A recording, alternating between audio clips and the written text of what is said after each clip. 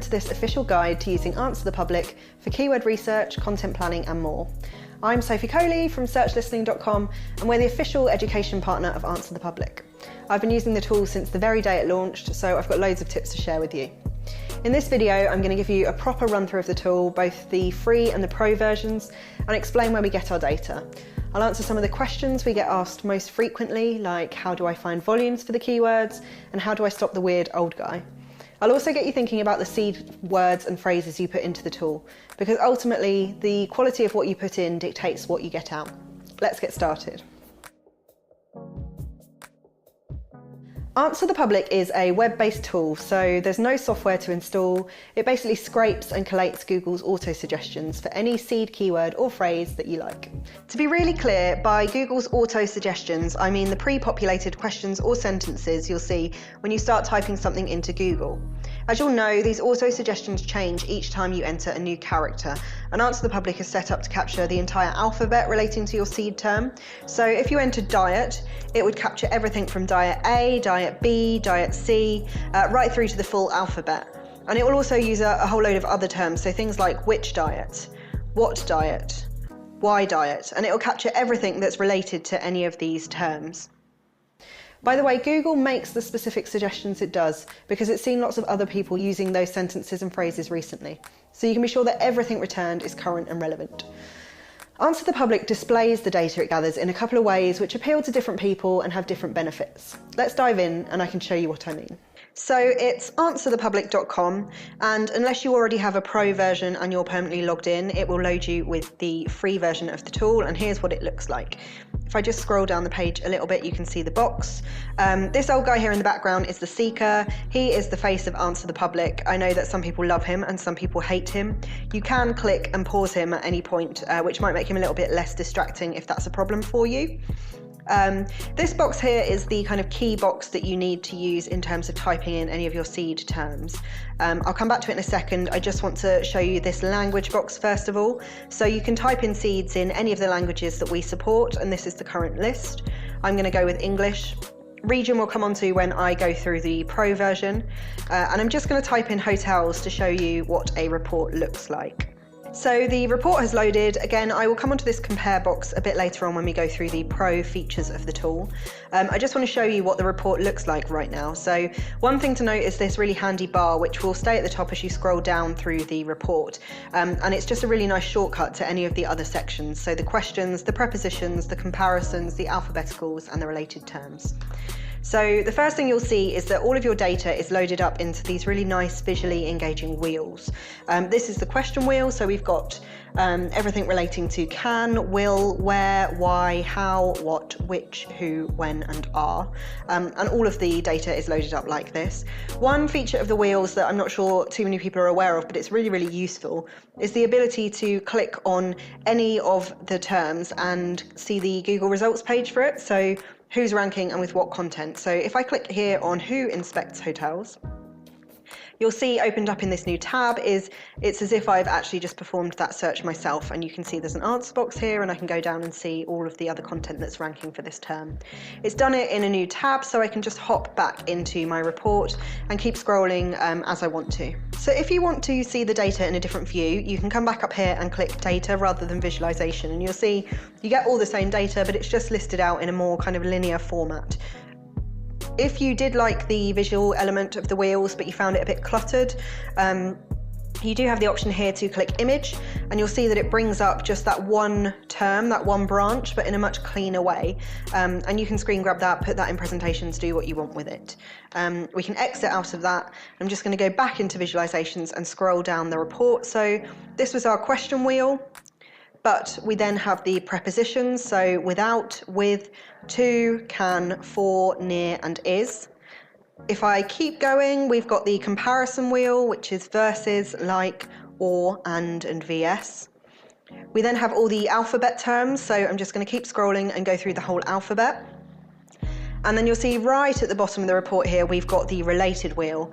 Now the related wheel literally just means the top suggestions. So it's as if on this example, if I typed hotels into Google's search bar and then hit space, no alphabets after it, no question words. These are effectively the top suggestions that Google would serve up right now. I'm just going to ping up to the top of the report, and this questions shortcut is a quick way to do that. I'm going to show you the two main ways that you can export data from Answer the Public. So the first is obviously the image visuals, and you might want to do this to put it in a presentation. I found it really useful in the past to just print them out on huge bits of paper and get people actually poring over them sort of with a pen offline. So to export anything visual, you'll just want to click Save Image here. You'll see it says generating image for just a few seconds. And that will soon turn to download image.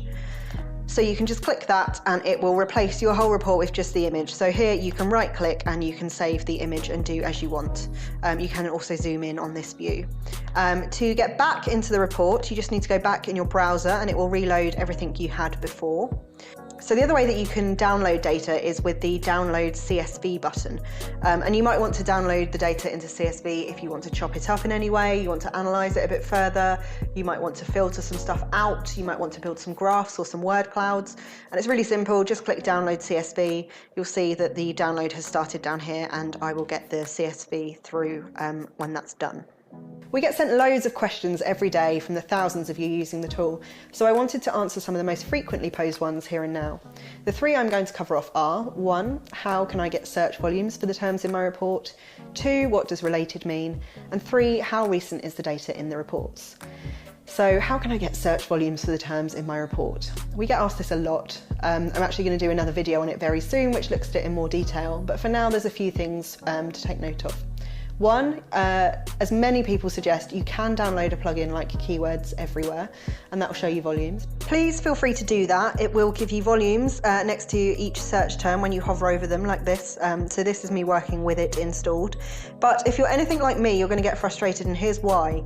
Keywords Everywhere, like every other kind of mass market keyword volume tool, takes its data from the keyword planner. And it doesn't recognize any value in these kind of editorial, more long tail terms. It's just not set up for that. So actually what you're going to get, things like, can lettuce be grown in a greenhouse? This is telling me that there's 0 searches a month.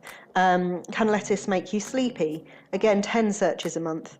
Are lettuce wraps gluten-free? 0 searches a month. Now, it's just wrong. There is not nobody searching for these terms. Google is suggesting them to people because other people are searching these terms. So yes, Keywords Everywhere will give you data, but it's not going to be great quality data. Answer the Public typically generates what's known in the search world as long-tail keywords, so questions and sentences around your chosen topic. But pretty much every tool that gives marketers keyword volumes is built with a focus on more generic, highly commercial terms.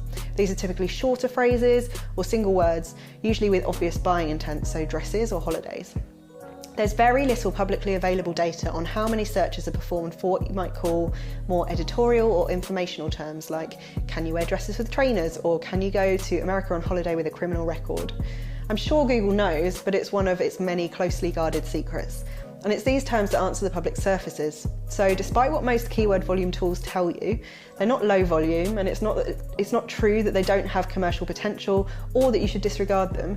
You just need to look at prioritising them in a different way. We built the green gradient dots onto the wheel visualizations to help you do that.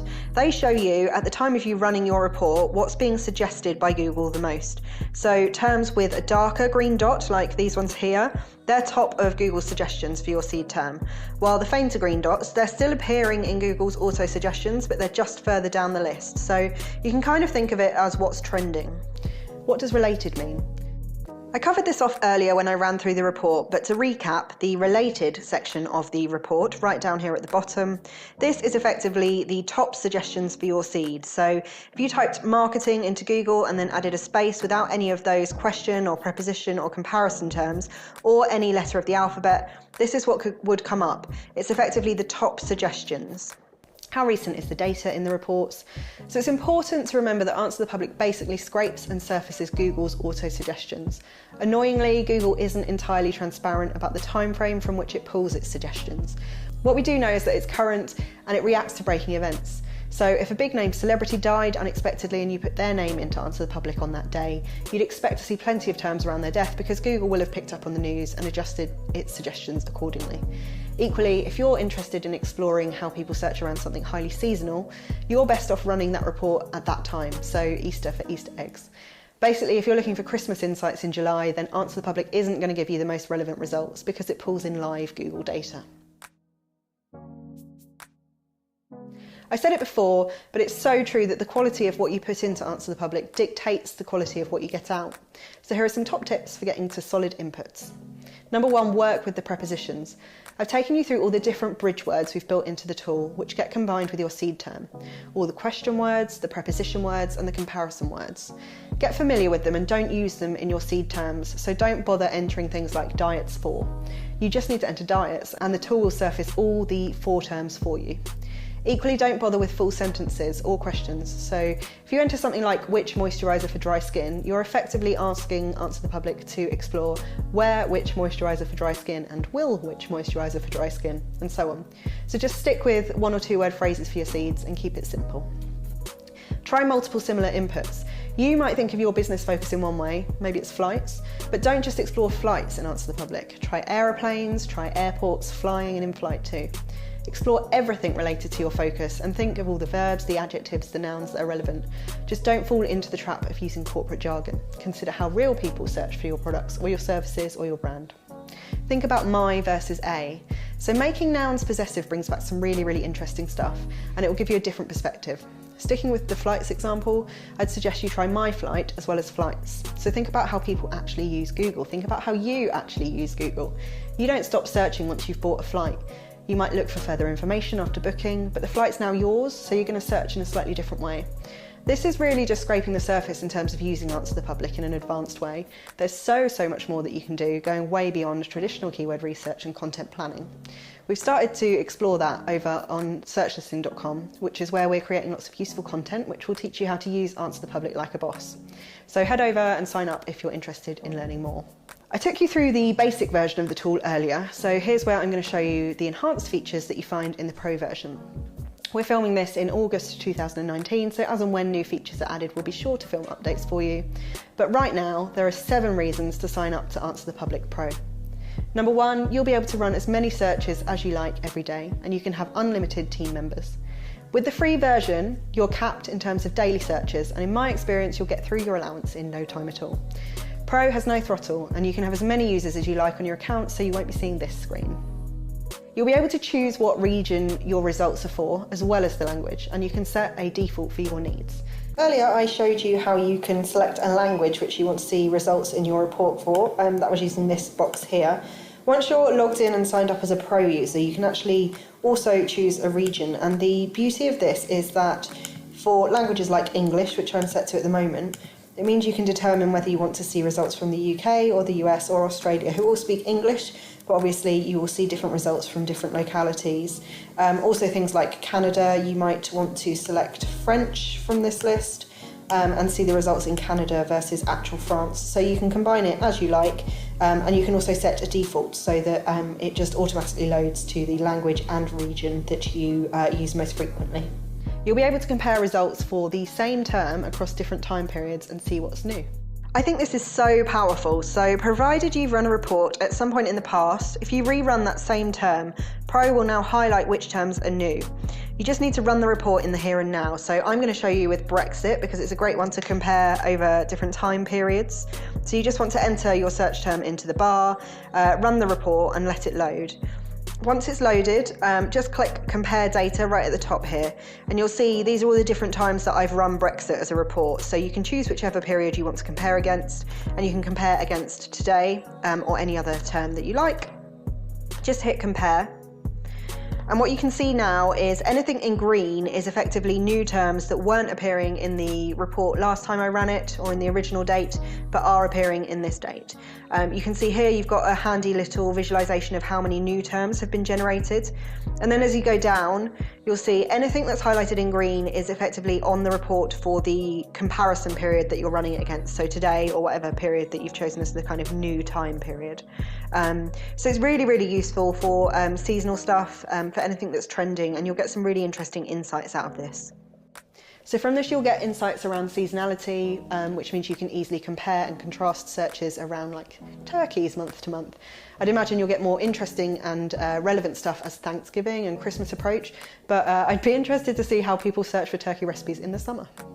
It also helps you to track sentiment around topics around which sentiment shifts rapidly. So I've been tracking Brexit searches over the past few months, and it's been fascinating to see what specific concerns come and go, from its effect on business to the healthcare system to farmers and beyond. You'll be able to export higher resolution images of the wheels. I talked about putting these wheels in presentations and printing them out for people to explore earlier. Being able to get those images in high res is game changing. You'll be able to delete irrelevant terms or whole sections as you need. So if you've used the tool a few times or you're an avid user, you'll likely have spotted some weird or irrelevant terms in your reports. Answer the Public automates the gathering of the data, but it doesn't do the quality control. That's your job. I used to take a pen and scribble out anything I didn't want to show a client on printed out versions, but now you can customise and delete terms from your report, which is so useful. Here's how. Run your report and click into the data view as opposed to the visualizations one, and you'll see all your data here, and what you'll see is this hide box. So if you click on any of these hide boxes, you'll see the boxes are actually disappearing. They're not being deleted altogether. If I scroll down to the bottom, you'll see that they're here and they're just in grey. You can reinstate any of the boxes by just clicking show, and it will bring it back up to the top. You don't have to do this just for whole branches, whole boxes. You can actually do it for individual terms. So for dresses can here, you can see that actually there's all sorts of stuff coming up for Canada, which I might not want. So actually on that one, I might want to hide the whole branch. On dresses is Spanish, I might not want that in my report, and I can click this minus here, is noun, is a sentence. I can get rid of all of these. Again, they're not being deleted permanently, they are hiding down here at the bottom. They're greyed out with a cross through, so they won't be appearing, but if I do want to bring them back, I can click on this plus.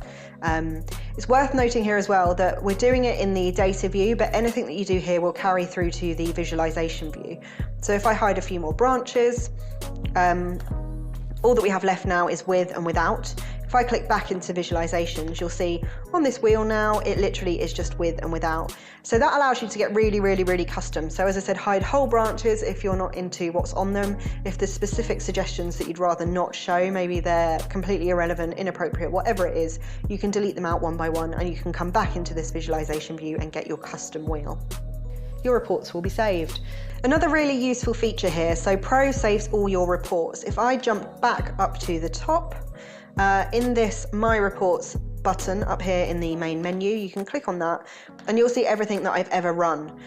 What's really useful here is that you can open up any of the reports directly just by clicking on the name of what you searched for. You can also delete anything if you want to keep things in order, and you can also download CSV exports directly from this page. So a really useful dashboard. You'll get priority customer support. So very occasionally things go wrong, or you might need the team's help around a specific issue or question. We obviously support all of our customers, but as a Pro subscriber, we'll prioritise your needs. Simple as that. So that's it for this video. I hope you've enjoyed the official guide on how to use Answer the Public. We've been through a lot. We've been through what the tool is, how it works, and where all its data comes from. We've been through the detail that you can find in the reports, so the wheels and how you can click on the search terms displayed within them to see what the Google results look like, as well as the alphabet section and the related section at the bottom. I showed you how to export the data so that you can work with it however suits you, perhaps images for presentations or the CSV version if you want to cut, filter or graph the data. I've answered some of your most frequently asked questions, so now you know why you shouldn't get too hung up on traditional keyword volumes, how recent the data you get is, and what we mean by related on that final wheel. I've given you some ideas on how to find better quality inputs for your reports to generate better and more insightful results, so hopefully you'll get busy experimenting with different phrasings and exploring what happens when you add my to your seed. And finally, I've taken you through the benefits of signing up to the Pro version and all the features you get as a Pro user, from time comparisons to deleting irrelevant results to high-res image exports and more. I really hope all that's been useful, and I mentioned it earlier, but if you're hungry for more and you're coming round to this idea that Answer the Public can be used for so much more than keyword research and content planning, please do head over to searchlistening.com. As I said, we at Search Listening are the official education partners of Answer the Public, and we really want to help you use the tool to its full potential. So check out our content. I've written a book all about how to use Answer the Public better, and we also have things like infographics which you can download and keep on your desk or your desktop as a reminder on how to get the best out of the tool. That's all over at searchlistening.com. Thanks again, and have fun answering the public. But it's one of its many